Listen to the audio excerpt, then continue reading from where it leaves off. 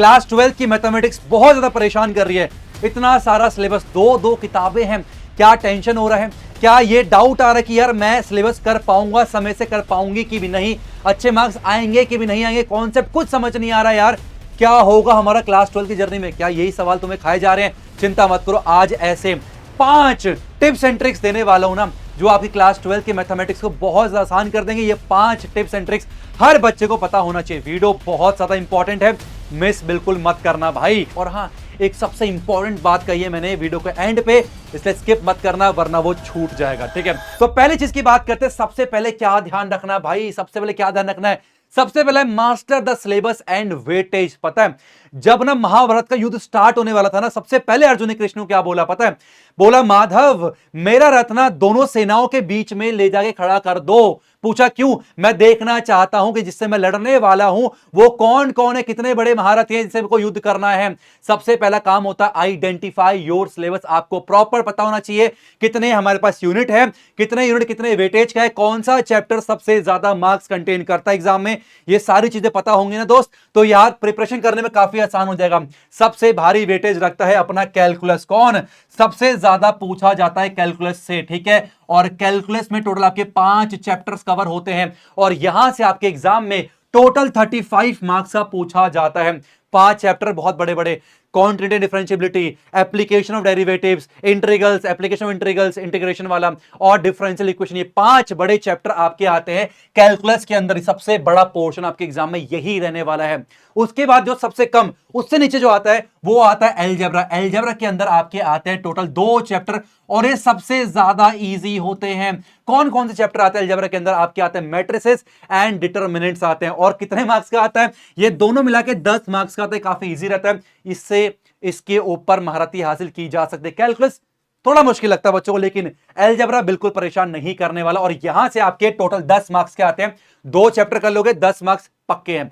Next हमारे पास जो unit आती है वेक्टर्स एंड 3D। ये आपके टोटल 2 चैप्टर्स है, वेक्टर्स अलग है और 3 डायमेंशनल ज्योमेट्री अलग है। और यहां से आपके एग्जाम में टोटल 14 मार्क्स का पूछा जाता है।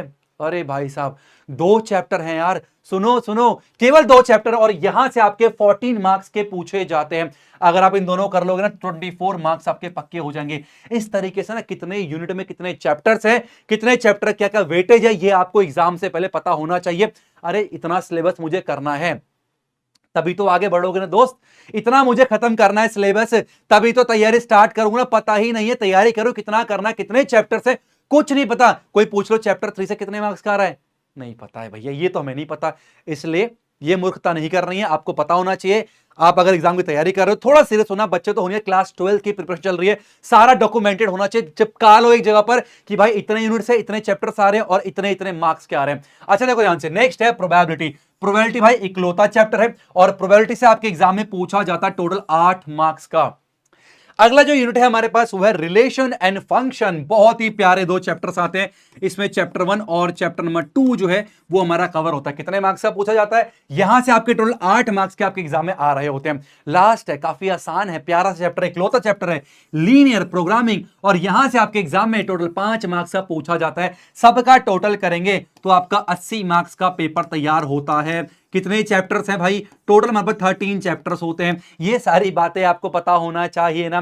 मान के चलो मैं पढ़ाई कर रहा हूं, मुझे टॉप नहीं करना, मुझे अच्छे नंबर से पास होना है, तो भाई आपको पता होना चाहिए कि भाई मैं अगर मैं कैलकुलस के 5 चैप्टर यही परेशान करते अगर मैं इनको छोड़ दूं ना तब भी मैं बहुत अच्छा स्कोर करूंगा। पता है अगर हम पूरा कैलकुलस छोड़ दें कितने मार्क्स बचते हैं, देख तो आओ हिसाब लगाते हैं। 8 8 16 और ये हो गए 30 30 40 45। अरे वाह क्या बात है, 45 मार्क्स आप ला सकते हो अगर 5 बड़े चैप्टर कैलकुलस के हटा भी दो तो।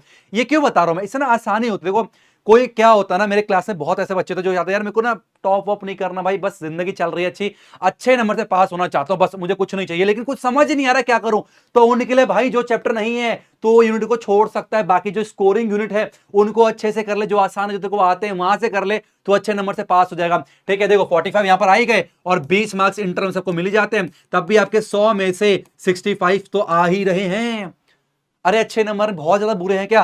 पर इसको टॉपर बनना है, उसको तो कुछ भी नहीं छोड़ना, रगड़ के सारे चैप्टर को उखाड़ के फेंक देना है। चिंता नहीं करनी है भाई, बहुत आसान है, बस ये चीजें लिख के अपने सामने चिपका लेना, बहुत सहूलियत हो जाएगी। आगे बढ़ते, नेक्स्ट क्या हमारे पास होने वाला है, नेक्स्ट है मास्टर द एनसीईआरटी। गलती क्या होती है ना, पहले दिन से आरडी शर्मा करेंगे, आरएस अग्रवाल करेंगे, एनसीईआरटी छोटी मोटी किताब है, कौन करता है, साइड में कर दो। अरे नहीं, ये गलती सबसे ज्यादा होती है। सबसे पहली बात ध्यान रखना, आपको ना एनसीईआरटी को मास्टर करना है, ये सबसे ज्यादा इंपॉर्टेंट चीज है, क्योंकि जो भी आपके फंडामेंटल, जो भी कॉन्सेप्ट है ना आपके, वो एनसीईआरटी से ही बनने वाले। एनसीईआरटी का हर एक एग्जांपल, एनसीईआरटी का हर एक एक्सरसाइज, मिसलेनियस एक्सरसाइज को बिल्कुल भी नहीं छोड़ना है। पूरी एनसीईआरटी अच्छे से रगड़ने के बाद ना, सब कुछ आने के बाद, तभी नेक्स्ट किताब में कूदना है। एनसीईआरटी एग्जाम्पलर में कूद सकते हो, आरएस अग्रवाल में कूद सकते हो, पीवाईक्यूज में कूद सकते हो, लेकिन सबसे पहला काम क्या करना है, पहला काम ये करना आपको एनसीईआरटी करनी है। पहले सिलेबस को आइडेंटिफाई कर लिया, सिलेबस की तैयारी शुरू कहां से करनी है, एनसीईआरटी से करनी है। और एनसीईआरटी का ना तो कोई एग्जांपल छोड़ना है, ना कोई क्वेश्चन, कुछ नहीं छोड़ना है। ये बात ध्यान रखना भाई, सीबीएसई ना बहुत बार एनसीईआरटी के एज इट इज क्वेश्चन दे देते हैं एग्जाम में। एनसीईआरटी से बहुत ज्यादा कोई ऐसी किताब जहां से क्वेश्चन सबसे ज्यादा आते हैं तो वो एनसीईआरटी ही है। इसलिए एनसीईआरटी को बिल्कुल हल्के में नहीं लेना है, एनसीईआरटी को मास्टर्स करना है। आगे बढ़ते हैं, आगे बढ़ते हैं, आगे क्या कह रहा है, प्रैक्टिस प्रीवियस ईयर पेपर्स। इसके बिना मत जाना। आजकल बच्चों को देख रहा हूं, थोड़ा सिलेबस हुआ नहीं, सैंपल पेपर ले आता हूं जी, सैंपल पेपर लिया है, सैंपल पेपर सॉल्व कर रहे हैं बैठ के। अरे क्यों कर रहे हो भाई, प्रीवियस ईयर क्वेश्चन कर लो ना यार, उससे अच्छा कुछ भी नहीं होता, पर उसको भी करने का एक तरीका होता है। अच्छा, कितने साल करने, कम से कम ध्यान रखना आपको 5 साल के तो पेपर को करना ही चाहिए। भाई ये पेपर कहां मिलते हैं, आप इजिली सीबीएसई के ऑफिशियल वेबसाइट से डाउनलोड कर सकते हो, कहीं जाने की जरूरत नहीं है, कुछ खरीदने की जरूरत नहीं है, आपको वहीं पर मिल जाएगा। 5 पेपर डाउनलोड कर ले, 5 साल के, 2024 कर लो, 25 कर लो, 23 कर लो, 22 कर लो, 5 साल उठा लो। उसके बाद आपने क्या करना है, थोड़ा ट्रेंड को एनालाइज करो कि भाई सीबीएसई किस प्रकार के क्वेश्चन पूछ रही है। जैसे कि इस बार का पेपर की बात करूं ना, 2024 तक क्या आता था, एज इट इज पीवाईक्यू से क्वेश्चन उठ के आ जाते थे। आपकी बार सीबीएसई ने क्या कर दिया भाई, एकदम अलग ही कर दिया है ना, रटे रटाई कोई क्वेश्चन साइड कर दिया, सारा ही अलग बना दिया, कॉन्सेप्चुअल क्वेश्चन बना दिया, और धीरे धीरे वो कॉन्सेप्चुअल ही बना रही है। ठीक है, लेकिन क्वेश्चंस रिपीट होते हैं, चाहे कुछ भी हो जाए, कितना भी पैटर्न चेंज हो, लेकिन क्वेश्चन रिपीट होते हैं, इसलिए पीवाईक्यूज करना बहुत ज्यादा अनिवार्य है। अब करना कैसे यार, ऐसे नहीं रैंडमली आराम से सुबह 10 क्वेश्चन करे, शाम को 5 क्वेश्चन करे, नहीं, टाइमर लगाओ, 38 क्वेश्चन आते हैं, टाइमर लगाए, 3 घंटे का टाइमर लगाए, टाइम स्टार्ट नाउ, और करने बैठ जाओ फटाफट से। ये कब करना है, जब आपका सिलेबस हो जाए, जब आपका सिलेबस हो जाए उसके बाद आपने पीवाईक्यूज को उठाने हैं, टाइमर लगा के उसको सॉल्व करना है। अच्छा, फिर उसके बाद क्या करना है, टाइमर लगा सॉल्व करा, 3 घंटे हुआ भाई, स्टॉप, रुक जाना है। उसके बाद आपको चेक करना है भाई, उसकी मार्किंग्स की भी ऑफिशियल वेबसाइट में अपलोड हो जाती है, आपको चेक करना कि आपके क्वेश्चंस कितने सही थे, मार्क्स देने अपने आप को, और कोशिश करना हर ईयर के पेपर को सॉल्व करते थे आपके मार्क्स इंप्रूव होने चाहिए। लिखना है कि 2021 का पेपर सॉल्व करा, मेरे को 80 में से 60 मार्क्स मिले, 22 का सॉल्व करा, 80 में से 70 मार्क्स मिले, ऐसे धीरे धीरे इसको इंप्रूव करते चलना है। अब आगे बढ़ते हैं, नेक्स्ट क्या है, फोकस ऑन कॉन्सेप्चुअल क्लैरिटी। रट्टा, मैं फिर से कह रहा हूं, पेपर ट्रेंड चेंज हो चुका है, रट्टा मार के चलोगे कुछ भी नहीं होने वाला। आपको पता होना चाहिए, कोई भी क्वेश्चन कर रहे हो उसमें कोई फॉर्मूला लग रहा है तो क्यों लग रहा है, इस क्वेश्चन पे ये फॉर्मूला क्यों लग रहा है, ये आपको पता होना चाहिए। अभी आप लोग जेई की तैयारी करोगे यार, एनडी का एग्जाम देना है, रट्टा मार के चलोगे तो यहां कैसे करोगे। चलो ऐसी तैसे 12 तो हालांकि ट्रेंड चेंज हो चुका है, रट्टा मार के सीबीएसई में भी कुछ नहीं होने वाला, और यहां अगर हो भी जाए तो एनडी में क्या करोगे यार, है ना, और जेई में क्या करोगे, वहां तो कॉन्सेप्ट चाहिए, कॉन्सेप्चुअल लर्निंग करनी है, रट्टाफिकेशन बिल्कुल भी नहीं चलेगा। उसके बाद हमारे पास क्या है, ये सबसे ज्यादा इंपॉर्टेंट चीज है भाई, जहां पर लगे ना टीचर की जरूरत है, कोई कॉन्सेप्ट नहीं समझ में आया तो उसको स्किप मत करो। तुम्हारे पास स्कूल में टीचर्स है, ट्यूशन टीचर है, मैं खुद हूं, सारे टीचर्स है, जो भी तुम्हारे पास टीचर उसके पास जाओ, बोलो मुझे ये चीज नहीं आई है बताओ, वो कॉन्सेप्ट को क्लियर करो, उसके बाद ही आगे बढ़ना। कुछ भी चीज ना स्किप नहीं करनी यार, क्योंकि अगर तुम्हें 100/100 लेके आना है तो हर चीज आनी चाहिए, और हर चीज आने के लिए तुम्हें ना सब कुछ समझना पड़ेगा। समझने के लिए कुछ भी स्किप नहीं कर सकते।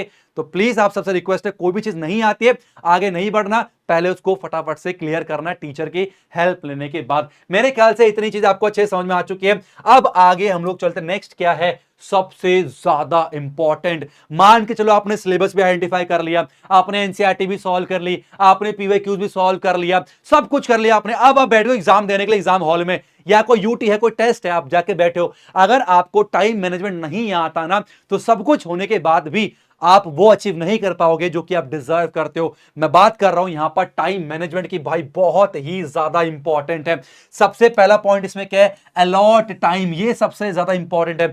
आपके टोटल 5 सेक्शन आते हैं, 1 मार्क्स क्वेश्चन सेक्शन में, 2 मार्क्स क्वेश्चन सेक्शन बी में, 3 मार्क्स क्वेश्चन सेक्शन सी में, 4 मार्क्स के क्वेश्चन, 5 मार्क्स के क्वेश्चन आते हैं। आपको पता होना चाहिए कि भाई अगर मैं 1 मार्क्स का क्वेश्चन सॉल्व कर रहा हूं तो उसमें मुझे मैक्सिमम 2 मिनट ही देना है। अगर 2 मिनट से ज्यादा क्वेश्चन पे लग रहा है तो भाई आगे बढ़ जाना। 2 मिनट से ज्यादा 1 मार्क्स से क्वेश्चन को नहीं दूंगा।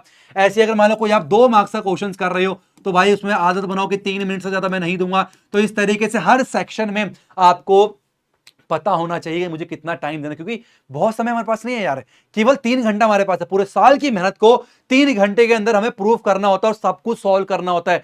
टाइम इतनी जल्दी भागता है ना भाई, पता भी नहीं चलेगा, पसीने छोड़ जाते हैं। अरे 1 घंटा निकल गया, 2 घंटा निकल गया, मेरे तो कुछ भी नहीं हुआ, 3 सेक्शन रहते हैं मेरे तो। इसलिए अभी से आदत बनाओ, कोई भी यूटी करते हो, कोई टेस्ट है, 1 मार्क्स से क्वेश्चन, 2 मार्क्स से क्वेश्चन है, वहां पर ना आप टाइम को अलॉट करो, कितने मार्क्स से क्वेश्चन को, इतने सेक्शन पे मैं इतना ही समय देने वाला हूं। नेक्स्ट हमारे पास क्या है, जो आसान है ना उसको पहले करना, जो आसान है उसको पहले करना। इससे क्या ना मोटिवेशन आती है भाई। टोटल 38 क्वेश्चन थे, मैंने 20 क्वेश्चन कर लिए अच्छे से, अब मेरे केवल 18 क्वेश्चन रहते हैं, मैं आराम से कर लूंगा, एक मोटिवेशन मिलती है, ध्यान रखना। तो आसान क्वेश्चन को पहले करना है। दूसरी बात हमारे पास क्या है, अगर आप लोग अपनी आंसर शीट को टेस्ट कर रहे हो, यूटी कर रहे हो, कुछ भी कर रहे हो, आंसर शीट को सबमिट करने से पहले अपने आंसर को एक बार रिव्यू जरूर कर लेना। मतलब क्या है, आपको अगर 3 घंटे का पेपर है, 2.5 घंटे के अंदर खत्म करना है, ताकि आधा घंटा रिव्यू कर पाओ कि आपने कुछ जल्दबाजी में कोई गड़बड़ तो नहीं करती, कि गड़बड़ सबसे हो जाती है जल्दबाजी में।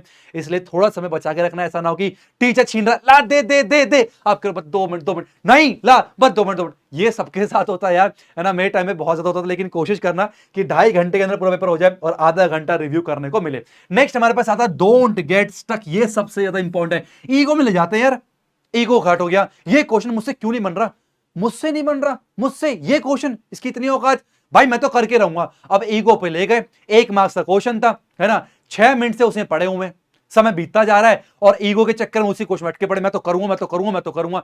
अरे भाई अगर किसी क्वेश्चन पे अटक जाओ ना तो उसको ईगो हट नहीं करना, उसको वहीं स्टॉप करना है और आगे बढ़ जाना है। क्योंकि भाई सारा समय यहां ले लोगे तो बाकी क्वेश्चन कहां करोगे, वहां पर समय कम पड़ेगा। इसलिए किसी क्वेश्चन में अटक जाओ, उसको छोड़ दो, हो सकता है आगे बाद में याद आ जाए। अक्सर ऐसा मैंने देखा, पता है, मान लो कोई क्वेश्चन है, मैं सॉल्व कर रहा हूं, ठीक है, और ना वो क्वेश्चन मुझसे अभी हुआ नहीं, समझ नहीं आ रहा, लेकिन ना आगे क्वेश्चन सॉल्व करते करते अरे हाँ यार ऐसा कुछ था उसके अंदर। तो ऐसा बहुत होता, आपके साथ हुआ नहीं होगा, हुआ जरूर होगा, मुझे कमेंट सेक्शन में बताना, लेकिन ऐसा बहुत ज्यादा होता है, ठीक है। इसलिए अगर किसी में रुक जाओ, अटक जाओ, तो आगे बढ़ जाना सबसे ज्यादा इंपॉर्टेंट होता है। भाई फटाफट से एक बार रिवीजन कर लेते हैं, क्या क्या चीजें बताई मैंने। ये हमारे पास क्या है, वे फॉर सक्सेस, ये सारी बातें अपने याद रखनी है। पहला क्या, चलो मेरे साथ साथ बोलो, पहला क्या था, understand weightage for focus study. भाई वेटेज पता होना चाहिए, मतलब क्या है, आपको आइडेंटिफाई करना आपका सिलेबस क्या है। पहली चीज तो ये थी, याद है सबको, बहुत सी बात। दूसरा हमारे पास क्या है, योर प्राइमरी रिसोर्स क्या होना चाहिए फंडामेंटल्स के लिए, एनसीईआरटी होनी चाहिए। एनसीईआरटी सबसे पहले करनी है, उसके अलावा आरएस में नहीं जाना,